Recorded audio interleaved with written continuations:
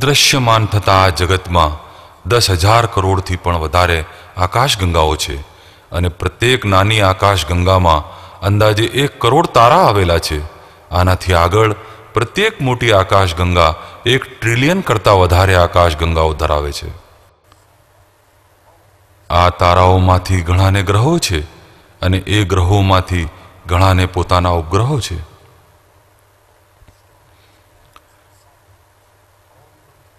આ તમામ અવકાશી પદાર્થો અથવા કૃતિઓ એકદમ ચોકસાઈથી ગણતરી કરેલા માર્ગો અને ભ્રમણ કક્ષાઓમાં કરોડો વર્ષથી ફરી રહી છે. તારા, ગ્રહો અને ઉપગ્રહો બધા જ પોતપોતાની ધરીઓ ઉપર ફરે છે, તેમજ બધા સાથે મળીને જે સિસ્ટમના તેઓ ભાગ છે તેમાં ફરે છે. સમગ્ર જગત એક નિયમ હેઠળ કામ કરે છે, જેવી રીતે એક કારખાનામાં ચક્રો ફરતા હોય છે.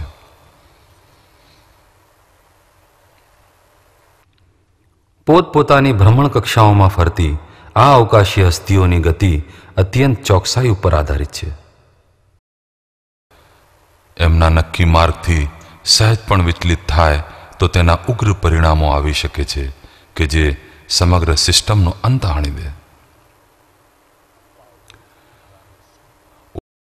ઉદાહરણ તરીકે, જો પૃથ્વી એના માર્ગ ઉપરથી ફક્ત 3 મિલીમીટર ચલિત થઈ જાય તો તેનું પરિણામ શું આવે તેનું વર્ણન એક વિદ્વાને આ પ્રમાણે કર્યું છે. સૂર્યની આસપાસ ફરતી વખતે પૃથ્વી એક એવી ભ્રમણ કક્ષા ઉપર ગતિ કરે છે કે દરેક 18 માઇલે ફક્ત 2.8 મિલીમીટર જેટલી એના સીધા માર્ગ ઉપરથી ચલિત થાય છે. પૃથ્વી જે રસ્તા ઉપર ચાલે છે તેમાં ક્યારેય ફેરફાર થતો નથી, કેમ કે માત્ર 3 મિલીમીટરનું વિચલન પણ વિનાશકારી આફતો પેદા કરી શકે છે.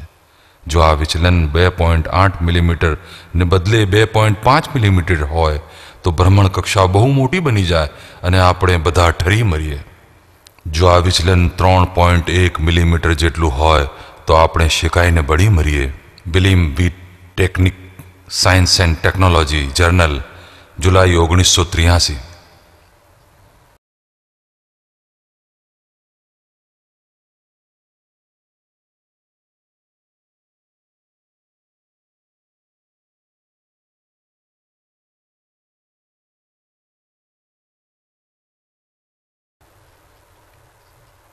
છેક 20મી સદીમાં કરવામાં આવેલા ખગોળશાસ્ત્રીય સંશોધનો દ્વારા આ હકીકતો શોધવામાં આવી હતી. આમ છતાં કુરાનમાં તો તે આજથી 14 સદીઓ પહેલાં જાહેર કરવામાં આવી હતી કે અવકાશી હસ્તીઓ એકદમ ચોક્કસ ભ્રમણ કક્ષાઓમાં ભ્રમણ કરે છે.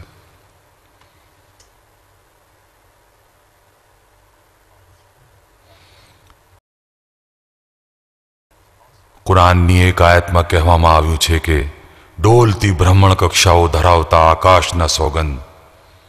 સૂરે અઝ-ઝારિયાત આયત નંબર 7. બીજી એક આયતમાં આપણને કહેવામાં આવ્યું છે તે એ છે કે જેણે રાત અને દિવસ તથા સૂરજ અને ચંદ્ર સર્જ્યા, દરેક તેમની ભ્રમણ કક્ષામાં તરી રહ્યા છે. સૂરે અંબિયા આયત નંબર 33. ખગોળશાસ્ત્રીઓની ગણતરી મુજબ સૂર્ય વેગા નામના તારાના માર્ગમાં એક સોલાર એપેક્સ તરીકે ઓળખાતા માર્ગ ઉપર ચાલે છે. આ બરાબર એ જ વસ્તુ છે જે કુરાનમાં જાહેર કરવામાં આવેલી છે. અને સૂરજ તેની વિશ્રામની જગ્યા ભળી દોડે છે. સૂરે યાસીન આયત નંબર 38. કુરાનના ઉતરાણ સમયે માનવજાત પાસે ટેલિસ્કોપ ન હતા કે તેની વડે કરોડો કિલોમીટર દૂર આવેલા અવકાશી જગતને નિરીક્ષણ ટેકનોલોજી દ્વારા અથવા ભૌતિક શાસ્ત્ર અને ખગોળશાસ્ત્રના આધુનિક વિજ્ઞાન વડે જોઈ શકાય. તેથી એ જમાનામાં એ વાત વૈજ્ઞાનિક રીતે સાબિત કરવી અશક્ય હતી કે અવકાશમાં ડોલન કરતી ભ્રમણ કક્ષાઓ આવેલી છે. જો કે આ વાત સ્પષ્ટ શબ્દોમાં કુરાનમાં લખેલી જ છે. શું આ બાબત એ વાતની સાબિતી નથી કે કુરાન અલ્લાહની કિતાબ છે?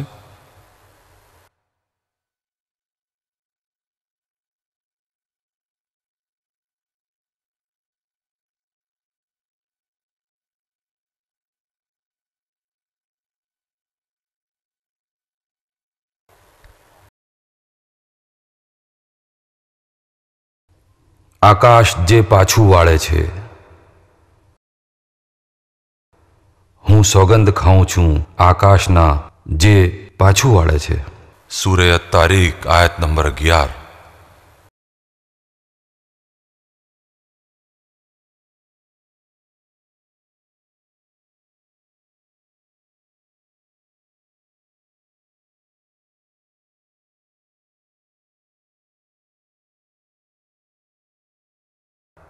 રજા શબ્દનો અર્થ પાછું વળવું એમ કુરાનના અનુવાદોમાં કરવામાં આવે છે, જેનો મતલબ પાછું મોકલવું અથવા પાછું વળવું થાય છે.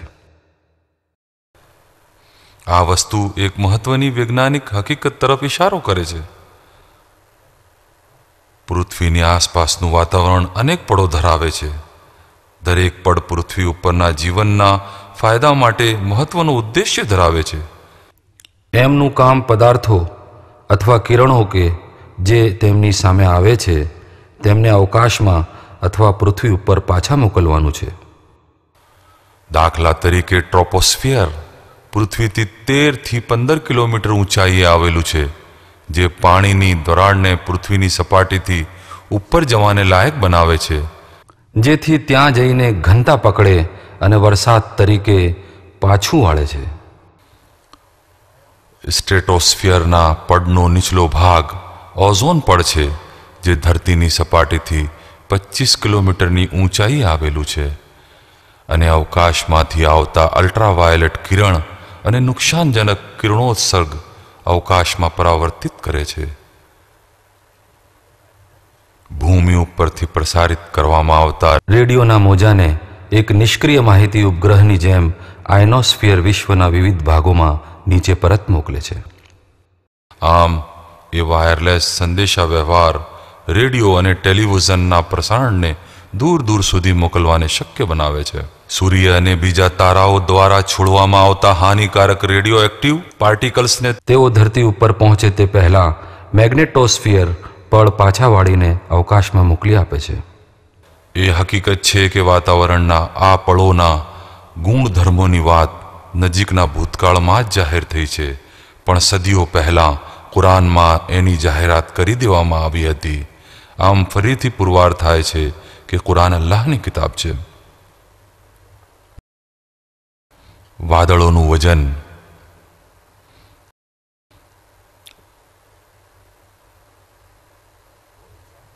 નરી આંખે વાદળાને જોતા એમ લાગે છે કે તે હવામાં તરતી વરાળના મોટા કદના જથ્થા માત્ર છે, પરંતુ એમનું વજન આશ્ચર્યજનક આંકડા સુધી પહોંચી શકે છે. દાખલા તરીકે ઢકલાબંધ વાદળ કે જે સામાન્ય રીતે થંડર ક્લાઉડ તરીકે ઓળખાય છે, તે 3 લાખ ટન પાણી ધરાવે છે. 3 લાખ ટન પાણીનો જથ્થો તરતો રહે એ વાત આશ્ચર્યજનક છે. કુરાનમાં વાદળોના વજન તરફ ધ્યાન દોરવામાં આવ્યું છે કે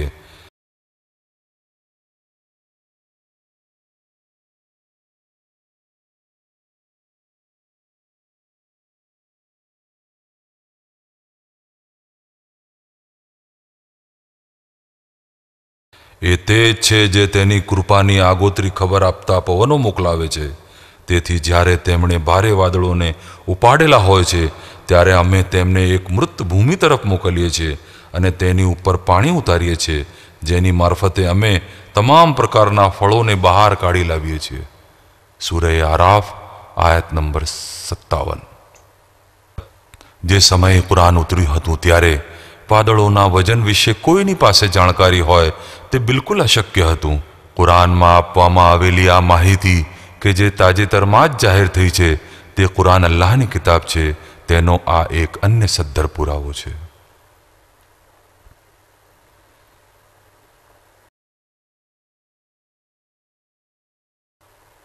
માદા મધમાખી. મધપુડામાં રહેતી દરેક માખીને અલગ અલગ કામ સોંપવામાં આવેલા હોય છે.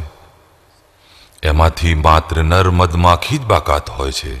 એને કામ ક્રીડા સિવાય કોઈ પણ કાર્ય કરવાનું હોતું નથી. નર માખીઓ મધપુડાના સફાઈ કામમાં, ખોરાક ભેગો કરવામાં કે મધપુડો અને મધ બનાવવામાં કોઈ ભાગ લેતી નથી. મધપુડામાં નર માખીનું એકમાત્ર કામ રાણી માખીને ગર્ભવતી કરવાનું હોય છે. નર માખીમાં બીજી માખીઓના કોઈ લક્ષણો હોતા નથી. કામદાર માખીઓ મધપૂળાનું બધું જ કામ સંભાળે છે. એમની અનેકવિધ કામગીરીમાં મધપૂળાનું સફાઈ કામ, ઈયળોનું તેમજ બાળ માખીઓનું ધ્યાન રાખવું, બીજી માખીઓને ખવડાવવું, નેક્ટર, પુષ્પરાગ, પાણી અને ગુંદર જેવી વસ્તુઓનો પુરવઠો પૂરો પાડવો તેમજ મધપૂળામાં તેમનો સંગ્રહ કરવો જેવા કામ કરે છે. જો કે રાણી માખી જેવી બીજી માખીઓ હોય છે કે જેમના અંડકોષો હજુ વિકસેલા હોતા નથી. આના લીધે તેઓ વાંજળીઓ હોય છે. આ મધમાખીઓના લક્ષણોનું વર્ણન કુરાનમાં સૂરે નહલ એટલે કે મધમાખીમાં કરવામાં આવ્યું છે.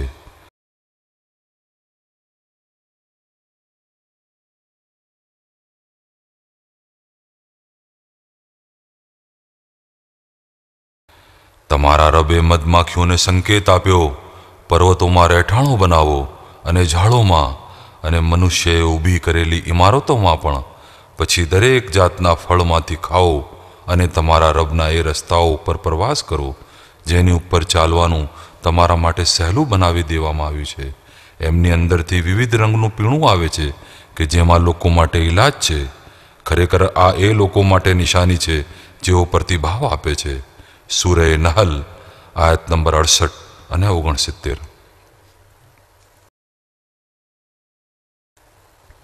આ આયત એક મહત્વનું રહસ્ય ધરાવે છે જેને અરબી ભાષાના વ્યાકરણ દ્વારા જ સમજી શકાય તેમ છે. અરબી ભાષામાં ક્રિયાપદના બે અલગ અલગ ઉપયોગ છે. દરેક ઉપયોગ ઉપરથી આપણે એ નક્કી કરી શકીએ છીએ કે કર્તા નર છે કે માદા. હકીકતમાં આ આયતોમાં મધમાખી માટે જે ક્રિયાપદોનો ઉપયોગ થયો છે તે માદા માટેના રૂપો છે. આના ઉપરથી જણાય છે જે મધમાખીઓ મધ બનાવવાનું કામ કરે છે તે માદા છે. એ ભૂલવું જોઈએ નહીં કે જીવજંતુઓમાં નર માદાની સમજ આધુનિક જીવ વિદ્યાના નિરીક્ષણો મારફતે પ્રાપ્ત થઈ છે. કામદાર માખીઓ બધી જ માદા માખીઓ જ હોય છે. એ તો આપણા જમાનામાં પ્રસ્થાપિત થયું છે. આમ છતાં અલ્લાહ તાલાએ આ આયતોમાં આપણને આ હકીકત દર્શાવીને કુરાનનો એક ચમત્કાર દેખાડ્યો છે.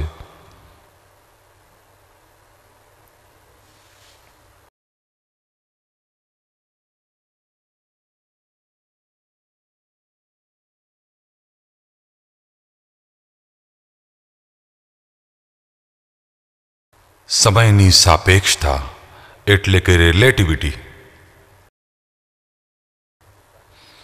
આજે સમયની સાપેક્ષતાની બાબત વૈજ્ઞાનિક રીતે પુરવાર થઈ ગઈ છે. આની ખબર આઇન્સ્ટાઈનની થિયરી ઓફ રિલેટિવિટી દ્વારા 20મી સદીના શરૂમાં પડી હતી. ત્યાં સુધી એ ખબર ન હતી કે સમય સાપેક્ષ છે. એ પણ ખબર ન હતી કે સંજોગો અનુસાર એ બદલી પણ શકે છે. પણ વિખ્યાત વિજ્ઞાની આલ્બર્ટ આઇન્સ્ટાઈને આ હકીકતને પુરવાર કરી દીધી કે સમય પદાર્થના જથ્થા અને ગતિ ઉપર નિર્ભર કરે છે.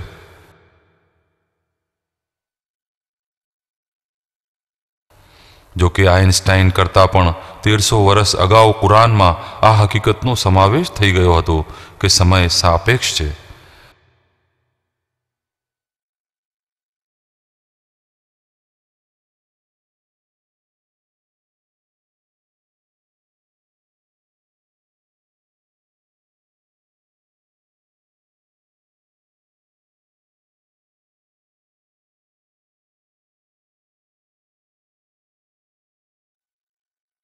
તમારા રબના ત્યાંનો એક દિવસ તમે જે રીતે ગણો છો તેના 1000 વર્ષની બરાબર છે. સૂરે હજ આયત નંબર 47. તે આકાશમાંથી